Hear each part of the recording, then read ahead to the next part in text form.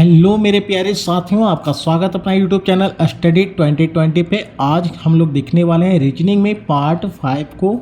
यहाँ पे टोटल 20 प्रश्न लेके आया हूँ मैं। टोटल प्रश्न आपका प्रीवियस ईयर क्वेश्चन का पूछा हुआ सवाल होगा। आगामी आप जो भी एग्ज़ाम की तैयारी कर रहे हैं, आप उस सभी एग्ज़ाम के लिए 20 प्रश्न आपके लिए बहुत ही महत्वपूर्ण होने वाला है। प्रतिदिन आपको इस तरह का एक सेट यहाँ पे अवेलेबल करवाई जाती है। तो आज हम लोग रीजनिंग का सेट नंबर यानी कि पार्ट नंबर 5 देखने वाले हैं। तो प्यारे साथियों, अभी तक आपने मेरे चैनल को सब्सक्राइब नहीं किए हैं तो चैनल को सब्सक्राइब कर लें, साथ में घंटी वाले आइकन को भी क्लिक कर लें ताकि जब भी इस तरह का वीडियो अपलोड हो आपको नोटिफिकेशन सबसे पहली बार मिले।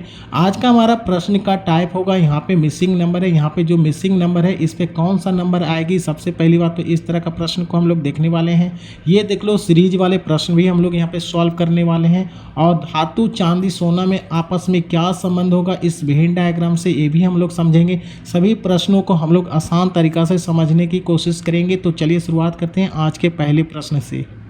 देखो, हमारा आज का पहला प्रश्न है, लिखा हुआ प्रश्न में निम्नलिखित में से विषम युग्म की पहचान करना। विषम युग्म यानी कि जो सबसे अलग है इस चार ऑप्शन में से, जैसे अंगूर आपका गुच्छा से है, फूल आपका गुलदस्ता से संबंध है, मधुमक्खियाँ आपका झुंड से संबंधित है, आदमी आपका वर्ग से। तो इसमें सबसे अलग कौन सा, विषम का मतलब होता ही है सबसे अलग।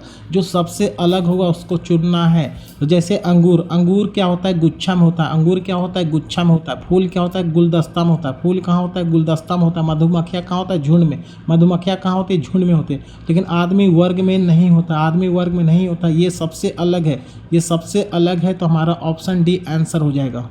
देखो, हमारा अगला सवाल है, संख्या ट्रिक का पूर्ण करें। यानी कि यहाँ जो क्वेश्चन मार्क्स है इसको हमको पूरा करना है। यहाँ पे क्वेश्चन मार्क्स की जगह क्या आएगा हमको बताना होगा। इस तरह का प्रश्न को दो तरह से बनाएंगे, एक तो इस तरह से सॉल्व करेंगे या फिर एक तो इस तरह से सॉल्व करेंगे। ठीक है, तो इसमें हमारा क्या लॉजिक लगेगा, पहले सबसे पहली बात तो हमको समझना होता है। तो यहाँ पर देखो, अगर ये 12 है, ये अगर 12 है और ये अगर 28 है, तो 12 और 28 को जोड़िएगा, 12 प्लस 28 को जोड़िएगा, आ जाता है हमारा 40। और ये बीच में 20 लिखा हुआ है, जो आपका 40 का आधा 20 लिखा हुआ है, 40 का आधा 20 लगा हुआ है। सेम लॉजिक इसमें पकड़ना है आपको। यहाँ पे 31 लिखा हुआ है, यहाँ पे 11 लिखा हुआ है।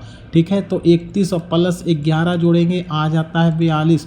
अब 42 के आधा कीजिएगा तो आ जाता है 21, जो आपका बीच में है। यानी कि इस दोनों का जोड़ के 2 से डिवाइड कीजिए, बीच में आ जाता है। तो सेम लॉजिक यहाँ करना है कि 21 और यहाँ पर क्या जोड़ें कि हमारा 19 आ जाए।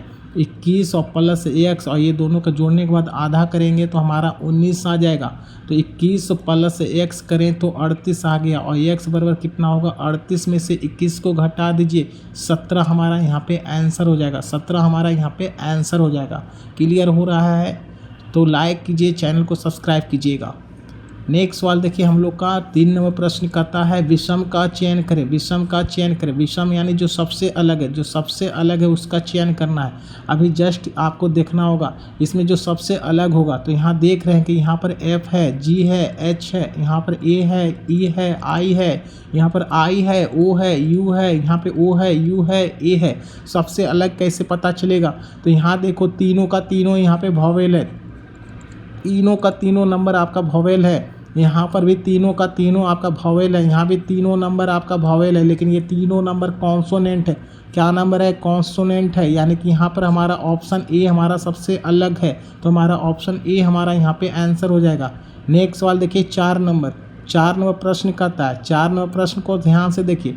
लिखा हुआ प्रश्न में कौन सा विकल्प प्रश्नवाचक चिन्ह को प्रस्तावित करेगा, यदि दी गई आकृति की श्रृंखला को पूरा करेगा तो कौन सा नंबर आएगा। तो यहाँ पर देखो, यहाँ पर क्या है आपका, यहाँ पे 2 लाइन है, यहाँ पर 2 लाइन है। ठीक है, यहाँ पर देखिए इस बार इधर घुमा दिया, यहाँ पर इस तरह था, नेक्स्ट बार इस तरह से घुमा दिया। ठीक है, नेक्स्ट इसका बाद इस तरह से घुमा दिया है। ठीक है, तो इस बार क्या होगा, इस तरह से घुमा देंगे हम लोग, इस तरह से घुमा देंगे। ठीक है, तो इस तरह से घुमा देंगे तो हमारा ऑप्शन 3 हमारा आंसर हो जाएगा। हमारा ऑप्शन 3 यहाँ पे आंसर हो जाएगा। नेक्स्ट सवाल देखते हैं हम लोग 5 नंबर सवाल देखिए। यहाँ पर लिखा हुआ एक निश्चित कूट भाषा में TERRAC को 70 लिखा गया है। तो BAL CONY को कैसे लिखेंगे? तो जब भी आपका यहाँ पे लेटर है, यहाँ पर लेटर है, यहाँ पे नंबर में, लेटर से नंबर में दिया रहा है, लेटर से नंबर में दिया रहा है, तो आपको दिमाग लगाना ABCDEFG H, इस तरह से जेड की बात करें, ठीक है। ए कितने नंबर पे है? 1 नंबर पे, 2 नंबर पे बी है, 3 नंबर पे सी होता है, 4 नंबर पे डी है, 5 नंबर पे ई है, 6 नंबर पे एफ है, 7 नंबर पे जी है, 8 नंबर पे 8 होता है, एच होता है, ठीक है। इस तरह से हम लोग सोचेंगे। तो यहाँ पर देखो क्या लिखा हुआ था, TERRACE लिखा हुआ था। ये होता है आपका 20 नंबर पे, ये होता है आपका ई 5 नंबर पे, आर होता है आपका 18 नंबर पे, आर आपका होता है 18 नंबर पे, ए आपका होता है 1 नंबर पे, सी होता है 3 नंबर पे, ई कितना होता है 5 नंबर पे। अगर मैं ये सभी को जोड़ दूँ, सभी को जोड़ दूँ, सभी को जोड़ दूँ, सभी को जोड़िएगा, हमारा 70 आ जाता है, 70 आ जाता है। इसका मतलब समझ गए, सभी का पैलेस वैल्यू रखना है, सभी का पैलेस वैल्यू रखना है और सभी को जोड़ देना है, 70 आ जाएगा। यहाँ भी सबका पैलेस वैल्यू हम लोग रखेंगे, ठीक है। तो बी कितने होता है? 2 नंबर पे होता है, ए कितने होता है? 1 नंबर पे होता है, एल कितने होता है? 12 नंबर पे होता है, सी कितने नंबर पे? 3 नंबर पे होता है, ओ कितने नंबर पे होता है? 15 नंबर पे होता है, यानी कितने नंबर पे? 14 नंबर पे, वाई कितने नंबर पे? 25 नंबर पे होता है। सभी को अब हम लोग जोड़ेंगे, तो जोड़ेंगे तो 5 4 9, 9 5 14, 14 3 17, 17 2 19, 19 1 20, 20 2 22, कितना आ गया? 22 आ गया। 22 का 2 हाथ में रहा 2, ठीक है। फिर यहाँ जोड़ेंगे तो 2 1 3 1 4 1 5, 5 2 7, 72। तो 72 आपका यहाँ पे ऑप्शन सी हो जाएगा। क्लियर है? इस तरह प्रश्न को हम लोग बेसिक से समझते हुए चलेंगे। जितने भी प्रश्न हैं मैं आपको समझाते हुए चलूँगा किस तरह का प्रश्न आपको एग्जाम में आते हैं। यहाँ लिखा हुआ है कि दिए गए विकल्पों में से उस आकृति की पहचान करें जिनमें दी गई आखिरी अंतर्निहित है। अंतर्निहित का मतलब है कि ये प्रश्न वाला आकृति, ये प्रश्न वाला आकृति है, ये 4 ऑप्शन में से किस में छिपा हुआ है। अंतर्निहित मतलब किसके अंदर है, किसके अंदर है। तो ये फिगर देखो यहाँ पर हमको दिखाई दे रहा है, इस ऑप्शन डी में देखो यहाँ पर दिखाई दे रहा है हमको, ऑप्शन डी में यहाँ दिखाई दे रहा है। ये देखो यहाँ पर हमारा ऑप्शन डी हमारा यहाँ पे आंसर हो जाएगा। अंतर्निहित मतलब किस में छुपा हुआ, ऑप्शन डी में छुपा हुआ था। नेक्स्ट सवाल देखिए हम लोग का, ये आपका लिखा हुआ प्रश्न में कि 5 आदमी है, PQRST एक अखबार पढ़ रहा है, 5 आदमी अखबार पढ़ रहा है, जो इसे पहले पढ़ता हुआ टी को देता है। तो देखो 5 आदमी, 1 2 3 4 5 आदमी, जो यहाँ पर ये सबसे पहले पढ़ेगा, ये पहले पढ़ेगा, जो पहले पढ़ेगा वह इस किसे देता है? टी को दे देता है, यानी पहले पढ़ के टी को दे दिया, ठीक है। जो इसे पहले पढ़ता है टी को दे देता है, और जो इसे अंत में पढ़ता है उसने आर से लिया। अब जो अंत में पढ़ेगा वो किससे लिया? आर से लिया। इस तरह से 2 तो मैं बैठा दिया हूँ। लिखा प्रश्न में क्यू इसे पढ़ने वाला पहला या अंतिम व्यक्ति नहीं है।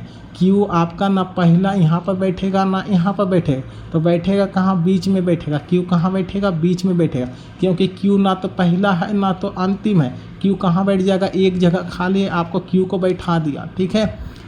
अब यहाँ लिखा हुआ पी और आर के बीच 2 पाठक है, पी और आर के बीच में 2 पाठक है। आर आपको पहले से बैठा हुआ, आर आपको पहले से बैठा हुआ। अब पी को बैठाना है तो पी को यहाँ बैठाइएगा, तभी तो इसके बीच में 2 पाठक होगा, ठीक है। पी और आर के बीच में 2 पाठक थे। अखबार पढ़ने वाला तीसरा व्यक्ति कौन है? ये आपका पहला व्यक्ति, ये आपका दूसरा व्यक्ति, ये आपका तीसरा व्यक्ति। अखबार पढ़ने वाला तीसरा व्यक्ति आपका यहाँ पे क्यू हो जाएगा, प्यारे साथियों, क्यू हो जाएगा आपका आंसर। नेक्स्ट सवाल देखो, 8 नंबर प्रश्न आपका यहाँ पे कहता है प्रश्न में कि निम्नलिखित शब्द की दर्पण छवि, क्या कहता है? दर्पण छवि की पहचान करें। दर्पण छवि का पहचान करें जब दर्पण दाईं ओर स्थापित, किधर है? दाईं ओर स्थापित रखा हुआ है, तो ये आपका यहाँ पे दर्पण हो जाएगा। दर्पण अगर यहाँ रखा हुआ है तो कौन सा फिगर बनेगा प्यारे दोस्तों? आपको बताना होगा। तो ए है तो इस तरह से ए बनेगा, ठीक है। उसके बाद आई है तो आई बन जाएगा, उसके बाद एन है तो एन इस तरह से बनेगा। क्लियर हो रहा है ना? एम है तो आपका एम बन जाएगा, ओ है तो आपका ओ बन जाएगा, आपका एस है इस तरह तो आपका एस इस तरह से उल्टा बनेगा, आपका एन है तो एन इस तरह से उल्टा बनेगा, आई आपका यहाँ से उल्टा बनेगा। अब देखो किस ऑप्शन में है वो हमारा आंसर हो जाएगा। तो ये 2 ऑप्शन तो पहले से ही हमारा गलती हो गया। अब इसमें चेक करना है तो ए आई एन आपका एम, एम के बाद होता है ओ, यहाँ है एम के बाद एस, तो ये मेरा ऑप्शन बी यहाँ पे आंसर हो जाएगा। क्लियर हो रहा है, सबको समझ में आ रही है? बहुत अच्छे। लिखाओ प्रश्न में 9 नंबर दी गई श्रृंखला में अगली संख्या क्या होगा। यहाँ पे जो अगली श्रृंखला होगा यहाँ पे क्या आंसर आएगा।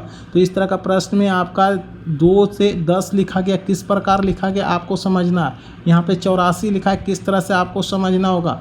फिर उसी तो वही लॉजिक लगाते हुए हमको यहाँ लिखना है। तो क्या मैं इसको लिख सकता हूँ का 1 का स्क्वायर प्लस 1 2 हो गया, 1 का स्क्वायर प्लस 1 2 हो गया। इसको क्या लिख सकते हैं, 2 का क्यूब प्लस 2 10 हो गया। 1 का स्क्वायर प्लस 1 2 का क्यूब प्लस 2 10 हो गया। यहाँ पर मैं इसको 3 पे पावर 4 प्लस का 3 लिखूंगा तो हो जाएगा 84। 3 पे पावर 4 81, 81 प्लस 3 कितना हो गया, 84 हो गया।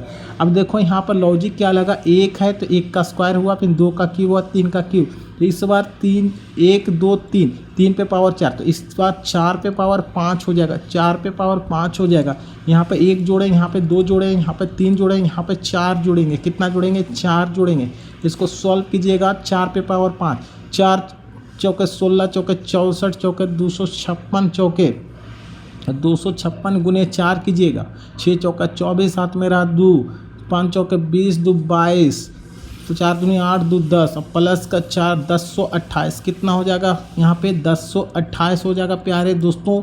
तो हमारा आंसर हो जाएगा यहाँ पे ऑप्शन 1, ऑप्शन ए हमारा यहाँ पे आंसर हो जाएगा। सबको समझते हुए चलना है, सबको साथ में लेके चलना है, कोई आगे पीछे ना रह जाए, ठीक है। नेक्स्ट सवाल देखें, यहाँ पर क्या लिखा हुआ प्रश्न में, उस वेन आरेख का चयन करें जो वर्गों के दिए गए सेट के बीच संबंध को अच्छा प्रतिनिधित्व करता है। यानी कि ये आपको यहाँ पे दिया हुआ है धातु चांदी सोना, इसमें क्या संबंध बनेगा इस तीनों में आपस में। तो मान लो ये धातु है, ये धातु का डायग्राम है, ये धातु का डायग्राम है, ठीक है, ये धातु का डायग्राम है। तो चांदी भी धातु है और सोना भी धातु है, चांदी भी धातु है और सोना भी धातु है, लेकिन चांदी और सोना में आपस में कोई संबंध नहीं है, इसलिए दोनों कहाँ चल जाएगा, यहाँ दोनों का दोनों धातु के अंदर में आ जाएगा, लेकिन दोनों का दोनों अलग अलग होगा। ऑप्शन की बात करें, ऑप्शन सी वाला फिगर हमारा आंसर हो जाएगा। नेक्स्ट सवाल की बात किया जाए 11 नंबर देखो क्या कहता है कि अक्षरों के उस युग्म का चयन करें जो दी गई श्रृंखला में अगला युग्म होगा। यानी नेक्स्ट आपका कौन सा युग्म बनेगा आपको चेक करना है। जब भी ऐसा प्रश्न रहे तो पहला को पहला के साथ चेक कीजिएगा, पहला को पहले लेटर के साथ चेक कीजिएगा, पहले को पहले लेटर के साथ चेक करना होता है और दूसरे को दूसरे लेटर के साथ चेक करना होगा, ठीक है। अब देखो कितना का वृद्धि या कितना की कमी हो रही है। ए से जी हो गया, ए से जी हो गया। ए होता है आपका 1 नंबर पे, ए कितने नंबर पे, 1 नंबर पे। जी कितने नंबर पे होता है, 7 नंबर पे। कितने का वृद्धि हुआ, 6 का वृद्धि हुआ, ठीक है। अब देखिए यम होता है आपका 13 नंबर पे, ठीक है। तो जी होता है 7 नंबर पे, हो गया 13, 7 6 13, यहाँ भी 6 का वृद्धि हुआ।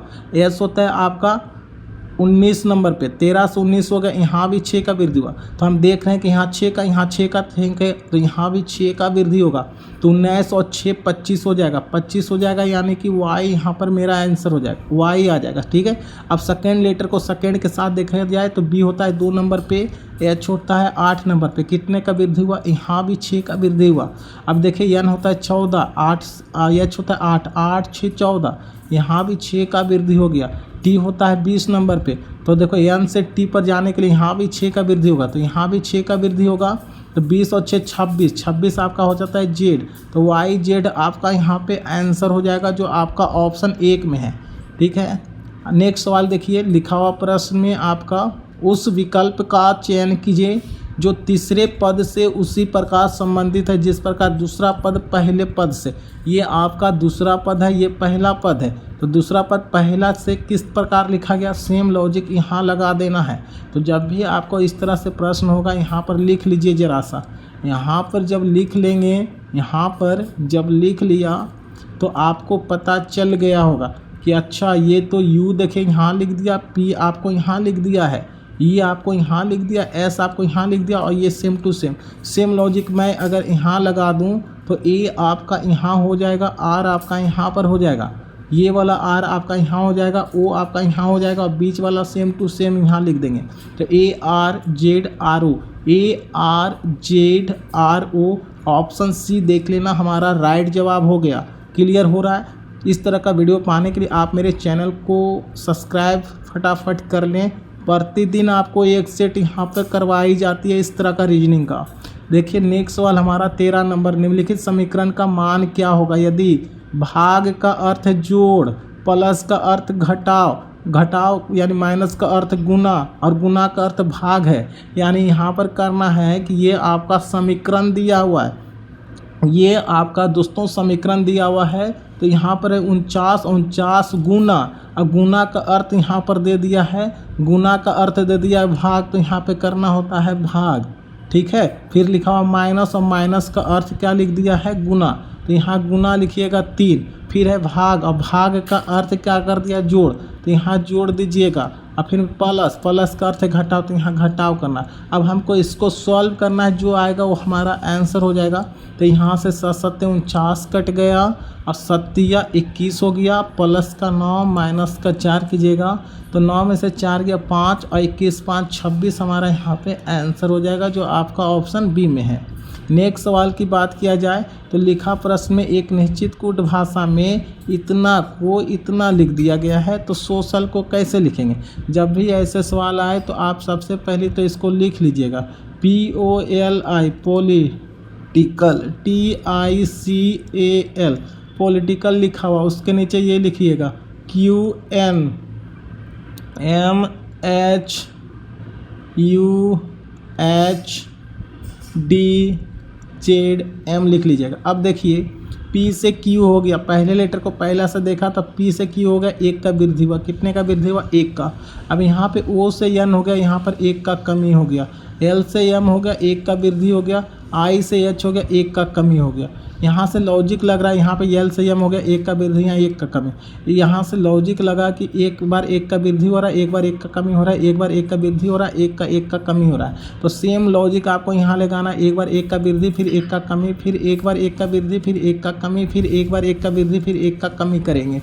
अगर S में 1 जोड़ेंगे तो S के बाद होता है T, और O में 1 का कमी करेंगे तो हो जाएगा N, O का जस्ट पहले वाला N हो जाता है, ठीक है। C में 1 जोड़ेंगे D हो जाएगा, I में 1 का कमी करेंगे तो H हो जाएगा, A में 1 का वृद्धि करेंगे B हो जाएगा, L में 1 कमी करेंगे K हो जाएगा। तो देखो किस ऑप्शन में TNDHBK है, देखो तो TNDHBK, तो ऑप्शन डी हमारा प्यारे दोस्तों यहाँ पे आंसर हो गया है।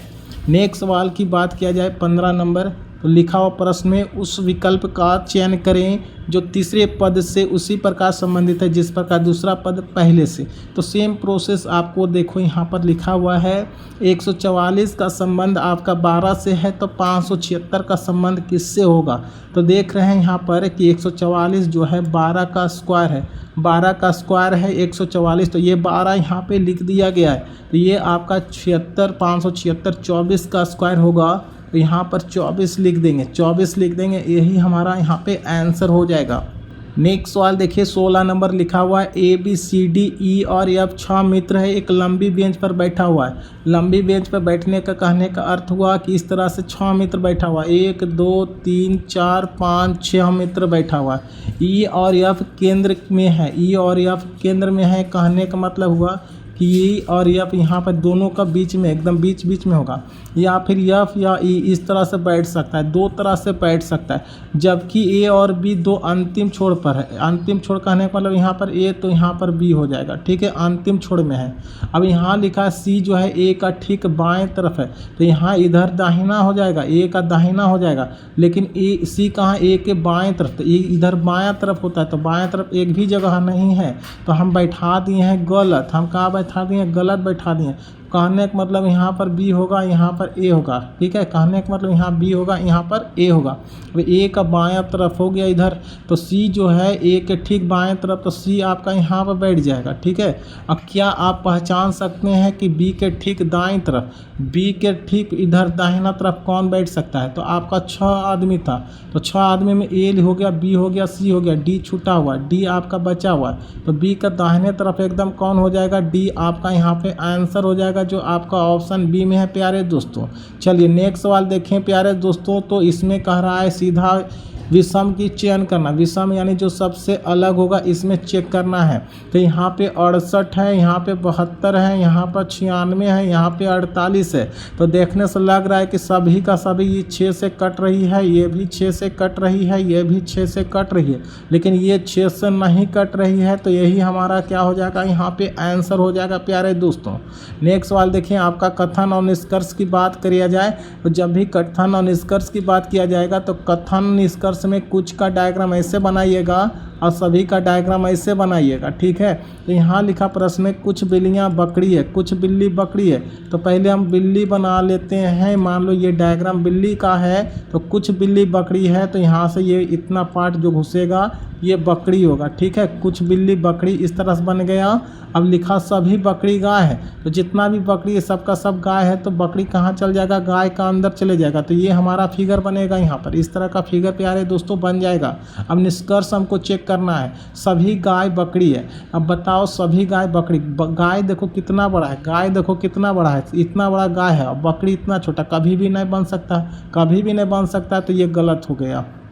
यहाँ लिखा है कुछ बिल्लियाँ गाय हैं, तो हाँ ये वाला गाय वाला पार्ट देखो तो कुछ बिल्ली में घुस गया है क्या, हाँ घुस गया है। तो ये हमारा आंसर हो जाएगा। अगर 2 आंसर हो गया तो यहाँ पे ऑप्शन की बात करें केवल निष्कर्ष 2 उत्तर होगा, ठीक है। यहाँ तक बहुत अच्छे प्यारे साथियों। अब नेक्स्ट सवाल देखिए, लिखा हुआ प्रश्न में उस विकल्प का चयन करें जो रिक्त स्थान को प्रतिभाषित करके पैटर्न को पूरा करेगा। यहाँ पे जो रिक्त स्थान है इसको पूरा करेगा, तो कौन सा ऑप्शन उठा कर रख दें कि इसको पूरा करेगा। तो आप लोग इतना चालाक हैं, इतना होशियार हैं कि देखते के साथ डी मारिएगा और कहिएगा सर इसको रख देंगे तो पूरा हो जाएगा। यहाँ पर रख देंगे इस तरह से तो पूरा हो जाएगा, तो डी हमारा आंसर हो जाएगा। अब इस वीडियो का लास्ट प्रश्न देख लो प्यारे साथियों, ये आपका यहाँ पे क्वेश्चन मार्क्स है। इस सीरीज को पूरा करना है तो यहाँ पे कौन सा नंबर आएगा आपको देखना है। तो यहाँ से देखो 101 से 123 लिख दिया, 123 से 147 लिख दिया, 147 से 173 लिख दिया, तो क्या होगा। तो देखो जस्ट बगल में, ज़्यादा दूरी की बात नहीं हो रहा है, तो जोड़ेंगे या फिर घटाव की बात होगा। तो 101 से 123 होगा, तो जोड़ने की बात हो रहा है। कितने का वृद्धि हो गया, 22 जोड़ें 101 में 123 हो गया। अब 123 में कितना जोड़ें कि 147 हो जाए, तो कहिएगा सर 123 में 24 जोड़ दिया तो 47 हो गया। 147 से 73 हो गया, तो कहिएगा यहाँ पे 26 जोड़ दें। कितना जोड़ दिए, 26 जोड़ दिए तो 173 हो गया। तो देखा कि यहाँ 22 जोड़ा, यहाँ 24 जोड़ा, यहाँ 26 जोड़ा, तो यहाँ पर कितने जोड़ेंगे, 28 जोड़ेंगे। इतना लॉजिक तो आप लोग को क्लियर होगा। यहाँ पे 22 जोड़ रहे हैं, यहाँ 24 जोड़ रहे हैं, यहाँ 26 जोड़ेंगे तो यहाँ 28 जोड़ेंगे। अगर 173 में 28 जोड़ दीजिएगा तो 8 3 11 हाथ मेरा 1 और 7 दूनी 1 10 के 0 हाथ मेरा 1 1 1 201 हो जाएगा, जो आपका ऑप्शन बी में। उम्मीद करते हैं आज का सेशन आपको अच्छा लगा होगा दोस्तों। प्यारे दोस्तों मेरे वीडियो को लाइक कीजिएगा, उस चैनल को भी सब्सक्राइब कीजिएगा। आप लोग के लिए लेटेस्ट आपका एक चैनल बनाया गया है जो स्पेशल रीजनिंग और मैथ्स की यहाँ तैयारी करवाई जाएगी। तो आज के लिए इतना ही बस।